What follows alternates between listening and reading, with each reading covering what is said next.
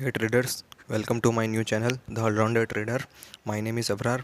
और फाइनली मैंने ये जो स्टॉक मार्केट की बेसिक टू एडवांस सीरीज़ है जिसमें मैं बिल्कुल ज़ीरो से समझाने वाला हूँ, वो सीरीज़ अपलोड कर दी है.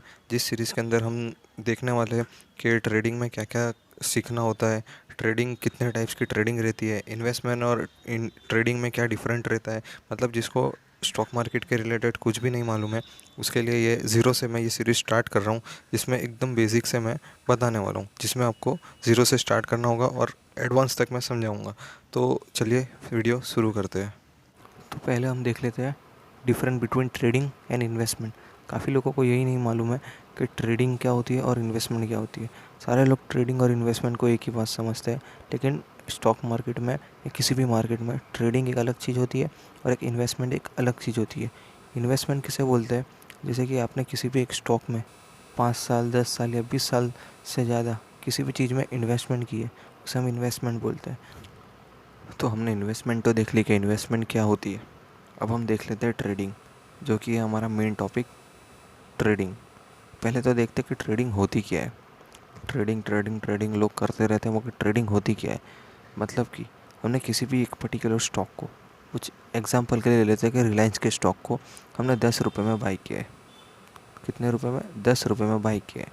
और वो अगर 20 रुपये का हो जाता है तो उसे हम सेल कर देते हैं. उसे बोलते हैं ट्रेडिंग. मतलब 10 रुपये में लिया और 20 रुपये में सेल कर दिया, उसे बोलते हैं ट्रेडिंग. मतलब बट उस ट्रेडिंग में भी टाइम ड्यूरेशन रहता है. मतलब कि अगर एक दिन से ज़्यादा होल्ड करते हैं या फिर उसी दिन बाय और सेल कर देते हैं या फिर कुछ मिनटों में या फिर 15 या 20 मिनटों में उसे सेल कर देते हैं, वो डिफरेंट टाइप की ट्रेडिंग रहती है.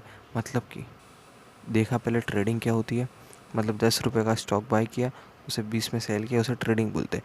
मगर जब भी हम किसी एक पर्टिकुलर स्टॉक को एक दिन से ज़्यादा होल्ड करते हैं, उसे हम स्विंग ट्रेडिंग बोलते हैं. मतलब कि 10 रुपये में एक स्टॉक को बाई किया आज और वो कल हो गया 20 रुपये का, तो उसे हमने कल सेल किया. मतलब कल या फिर परसों या एक वीक बाद या एक मंथ बाद जब भी सेल करें, बट एक दिन से ज़्यादा जिसे भी हम होल्ड करके सेल करते हैं, उसे हम क्या बोलते हैं? उसे हम बोलते हैं स्विंग ट्रेडिंग.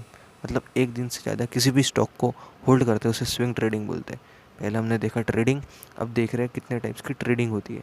अब ट्रेडिंग में पहले स्विंग ट्रेडिंग देखी, अब देखते हैं इंट्राडे ट्रेडिंग. मतलब कि हमने वही एग्जांपल 10 रुपये में किसी स्टॉक को आज बाई किया सुबह में, और वो शाम तक, मतलब कि मार्केट के क्लोज होने तक, 3:30 बजे तक वो 20 रुपये का हो जाता है. मतलब आज ही बाई किया और आज ही सेल कर दिया, उसे हम बोलते हैं इंट्राडे ट्रेडिंग. स्विंग ट्रेडिंग में हमने क्या देखा? एक दिन से ज़्यादा होल्ड करते हैं उसे स्विंग ट्रेडिंग बोलते हैं, और एक ही दिन में बाई करके सेल कर देते हैं उसे हम इंट्राडे ट्रेडिंग बोलते हैं. और अब थर्ड थर्ड टॉपिक है स्कैल्पिंग. स्कैल्पिंग में मैंने जैसे बताया कि हमने किसी भी एक स्टॉक को बाई किया और उसका प्राइस 10 रुपये से 20 रुपये सिर्फ 5 या 10 या 15 मिनट या मैक्सिमम 30 मिनट के अंदर ही हो जाता है, उसे बोलते हैं हम स्कैल्पिंग. मोस्टली स्कैल्पिंग 15 या 20 मिनट तक ही होल्ड करना होता है, मगर मैक्सिमम मैं बता रहा हूँ 30 मिनट. स्विंग ट्रेडिंग में एक दिन से ज़्यादा होल्ड करते हैं उसे स्विंग ट्रेडिंग बोलते हैं. आज ही बाई किया और शाम तक उसे सेल कर देते हैं उसे इंट्राडे ट्रेडिंग बोलते हैं. और सिर्फ 15 या 20 या मैक्सिमम 30 मिनट तक किसी भी स्टॉक को बाई करके रखते हैं, उसमें जितना प्रॉफिट होता है उसके बाद उसे सेल कर देते हैं, उसे हम बोलते हैं स्कैल्पिंग. तो ये रहता है डिफरेंट इन्वेस्टमेंट और ट्रेडिंग के अंदर. अब हमने ये तो देख लिया कि ट्रेडिंग और इन्वेस्टमेंट में डिफरेंट क्या होता है, कितने टाइप्स की ट्रेडिंग रहती है. मगर उससे अब हमें क्या फ़ायदा? हमें ट्रेडिंग सीखनी है. तो ट्रेडिंग में होता क्या है, मतलब करते कैसे? आपने मुझे भी देखा होगा स्टोरी पे, या फिर अब मेरे साथ हो गया तो कभी भी देखा होगा, या फिर कहीं पे भी किसी के भी ऑनलाइन या फिर किसी भी प्लेटफॉर्म पे देखा होगा कि ट्रेडिंग में ऐसा होता है वैसा होता है. मगर अब मैं एक्चुअल में बताता हूँ कि होता क्या है. एकदम बेसिक से बताना वाला हूँ, एकदम डिटेल से देखना. आपने देखा होगा कि कोई भी एक स्टॉक 20 रुपये का है, वो 100 रुपीज़ का हो जाता होगा. या फिर कोई भी स्टॉक 100 रुपीज़ का है, वो 50 रुपीज़ का हो जाता होगा. या फिर कोई भी स्टॉक ना वो बढ़ता है ना घटता है, वो ऐसे एक ही रेंज में रह जाता होगा. ये सब बोलते क्या है? मतलब ये 20 से 100 रुपये का हो गया, ये 100 रुपये से 50 रुपये का हो गया, ये एक ही रेंज में रह गया. ये सब होता क्या है? तो उसे देखते, इसे बोलते हैं मार्केट ट्रेंड्स. मार्केट ट्रेंड मतलब देख लेते हैं.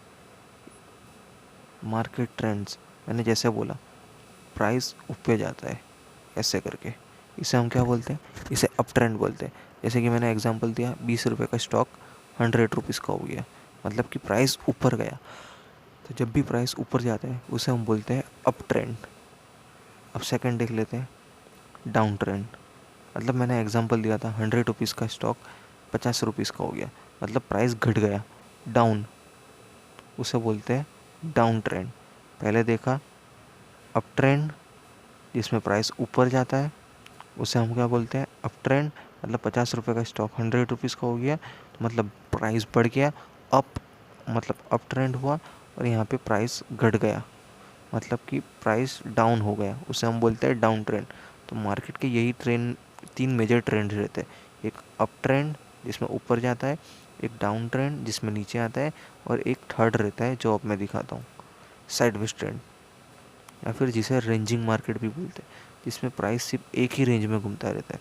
मतलब 10 रुपये 20 रुपये, 10 रुपये 20 रुपये, ना वो 100 रुपीज़ का होगा, ना वो कम होगा 5 रुपीज़ का होगा, वो एक ही रेंज में ऐसे घूमते रहेगा, जिसे हम साइडवेज ट्रेंड बोलते हैं।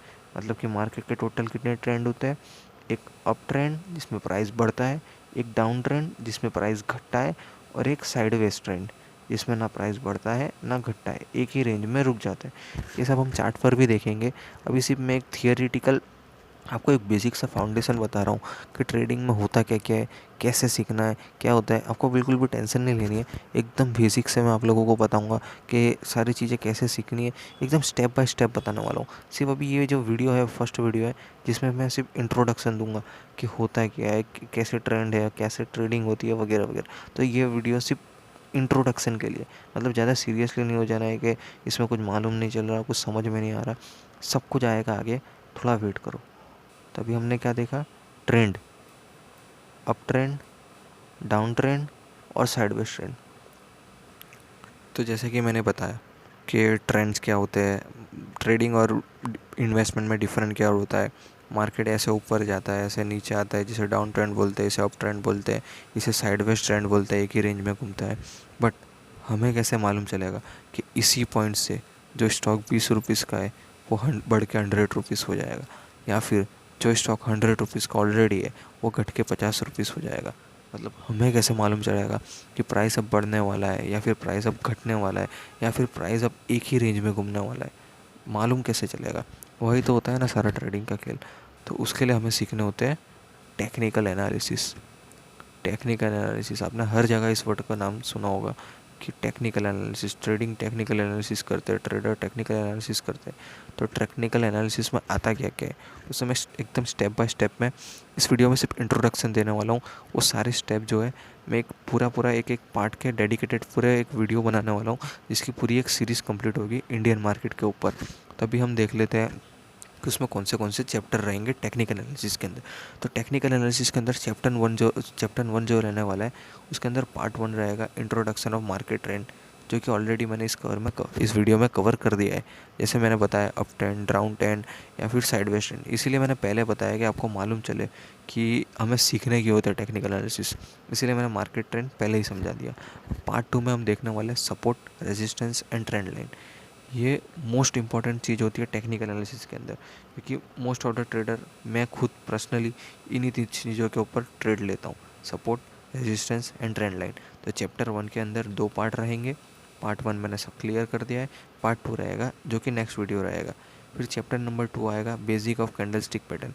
मतलब आपने चार्ट पे देखा होगा कुछ ऐसी रेड कैंडल बनती होगी, या फिर कुछ ऐसी ग्रीन कैंडल बनती होगी, ऐसा कुछ चार्ट में बनता रहता होगा, इसे हम बोलते हैं कैंडल।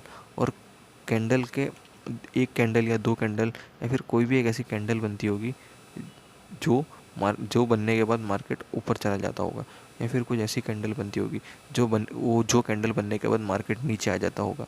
मतलब ऐसी कुछ कैंडल रहती है जहाँ से मार्केट ऊपर चला जाता है या नीचे आ जाता है, जिसे हम बोलते हैं कैंडल स्टिक पैटर्न। तो उसे ही सीखेंगे कैंडल स्टिक पैटर्न को चैप्टर नंबर 2 के अंदर। टोटल इसके 4 पार्ट रहेंगे, क्योंकि कैंडल स्टिक पैटर्न बहुत ज़्यादा होती है।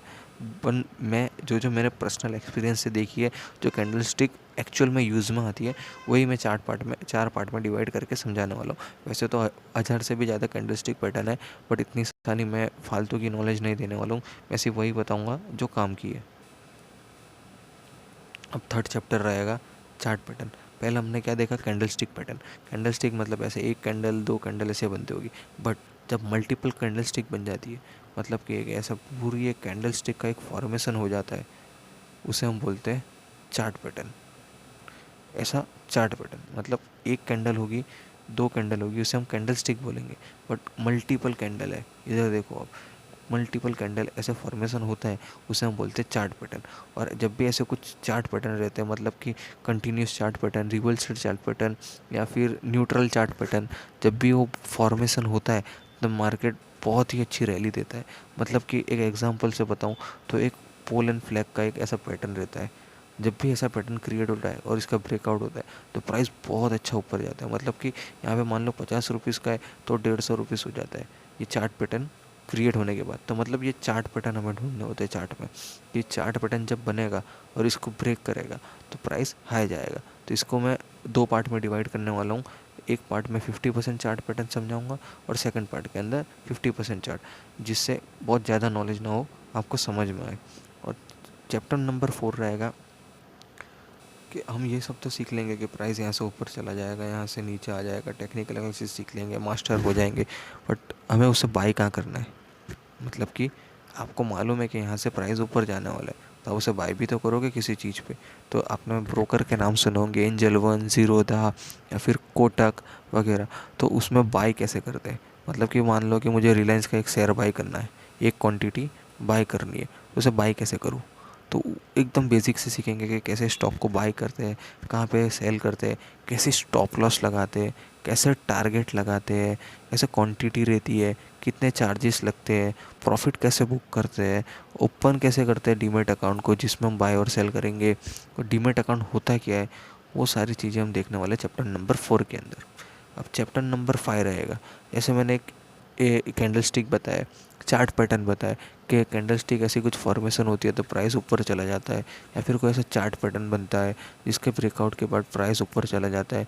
बट वो 100% नहीं रहता कि ये बनने के बाद ऐसा ऊपर जाएगा ही जाएगा। उसकी एक प्रोबेबिलिटी रहती है कि मतलब 70% to 60% ऐसा प्राइस ऊपर जाएगा। तो उस प्रोबेबिलिटी को बढ़ाने के लिए, मतलब 60 to 70% है, उसको 80 to 90% करने के लिए हमें यूज़ कन्फर्मेशन की ज़रूरियात रहती है। जो कन्फर्मेशन देते हैं हमें इंडिकेटर्स।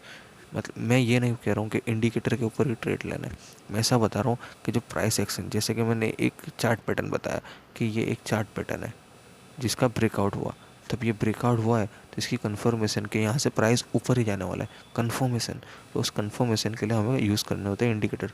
बहुत सारे इंडिकेटर रहते हैं, आने वाले वीडियोस में इसके भी बहुत सारे पार्ट रहेंगे इंडिकेटर के ऊपर, वो सारे भी हम देखेंगे। अब चैप्टर नंबर 6 रहेगा volume analysis and price action.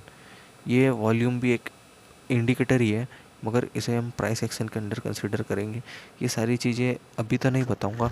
अगर आप 5 चैप्टर को क्लियर कर देंगे तो फिर आपको ऑटोमेटिकली ये सारी चीज़ें मालूम होने लगेगी कि वॉल्यूम एनालिसिस क्या होता है, प्राइस एक्शन क्या होता है, वगैरह वगैरह। चैप्टर नंबर 7 में रहेगा माई सीक्रेट स्ट्रेटेजीज, जो इसी सीरीज़ में देने वाला हूँ, बिल्कुल ही फ्री है, कोई मैं पेड कोर्स नहीं सेल करने वाला हूँ, जिसमें मैं अपनी scalping, swing trading, intraday trading, सभी स्ट्रेटेजीज मतलब इधर मैं अपलोड करने वाला हूँ। चैप्टर नंबर 8 रहेगा, जो कि इस सीरीज़ का मोस्ट इम्पोर्टेंट पार्ट रहेगा, trading psychology and risk management.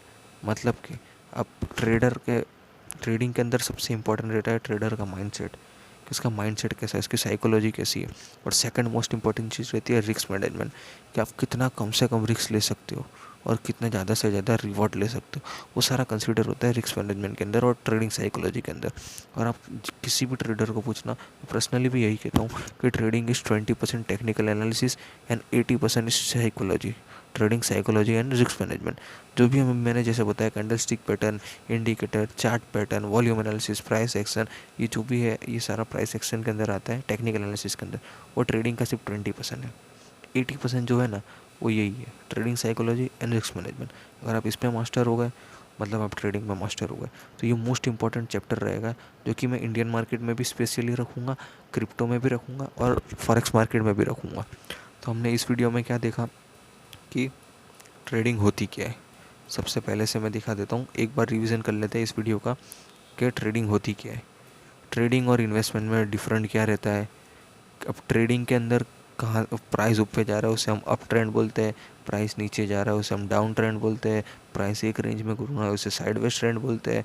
अब प्राइस कहाँ से ऊपर जाएगा, कहाँ से नीचे आएगा, कहाँ से साइडवेज रहेगा, वो सारी चीज़ें फाइंड करने के लिए हमें टेक्निकल एनालिसिस सीखने होते हैं। टेक्निकल एनालिसिस में मैंने जैसे सीखा है कि पूरी एक सीरीज़ बनाने वाला हूँ, उस सीरीज़ के अंदर टोटल चैप्टर कितने रहेंगे, उस चैप्टर के अंदर कितने पार्ट रहेंगे, क्या क्या सीखने वाले हैं, वो सारी चीज़ें मैंने बता दी। तो मतलब ये एक सिर्फ बेसिक सा एक इंट्रोडक्शन वीडियो था जिसमें मैं आप लोगों को बताया कि ट्रेडिंग होती क्या है, जिससे आपको थोड़ा बहुत आइडिया आ जाए कि इस सीरीज़ में हम क्या क्या करने वाले हैं। ये सारी जो भी चैप्टर है उसके एक पार्ट वाइज में पूरे वीडियो देने वाला हूँ, जिसमें एकदम डिटेल में समझाऊंगा कि टेक्निकल एनालिसिस सीखना कैसे है, क्या होता है, सारा पूरा डिटेल में जैसे मैं ट्रेड करता हूँ वैसे आप लोगों को भी बताऊँगा। ये पूरी सीरीज़ एक सिर्फ डेडिकेटेड इंडियन मार्केट के ऊपर होगी, ये क्रिप्टो और फॉरेक्स के लिए नहीं होगी। इंडियन मार्केट के जैसे ये चैप्टर ख़त्म होंगे मैं क्रिप्टो सीरीज स्टार्ट करूँगा और उसके बाद फॉरेक्स की स्टार्ट करूँगा। और ये सीरीज़ का मेरा मेन मोटिव है बिगिनर्स के लिए, मतलब जिसको ट्रेडिंग के बारे में ज़ीरो नॉलेज है, जिसको कुछ भी नहीं मालूम कि ट्रेडिंग होती क्या है, कैसे स्टार्ट करते, कुछ भी नहीं मालूम, उन्हीं लोगों के लिए मैंने पूरी डेडिकेटेड सीरीज़ बना कर दी है कि जिससे उनको भी थोड़ा बहुत आइडिया आ जाए, जिससे वो भी थोड़ी बहुत ट्रेडिंग करने लगे। और फिर जब मैं क्रिप्टो का स्टार्ट करूँगा और फॉरेक्स का स्टार्ट करूँगा, जिसमें मैं एकदम एडवांस लेवल में बताने वाला हूँ कि SMC क्या होता है, PA क्या होता है, ट्रैप क्या होती रहती है, जो कि एडवांस में आती है। तो वो आप लोग एक बार ये बेसिक सीख जाओगे, फिर क्रिप्टो में और फॉरेक्स में वो एडवांस चीज़ें बताऊंगा। तो इसलिए ये सीरीज़ को एकदम डिटेल में देखना, और जो लोगों को बेसिक्स मालूम है वो भी इसे एक बार सीरीज़ को रिवाइज़ कर लेना, जिससे अच्छा सा रिवीजन हो जाएगा। तो मिलते हैं अगले वीडियो में। Thank you.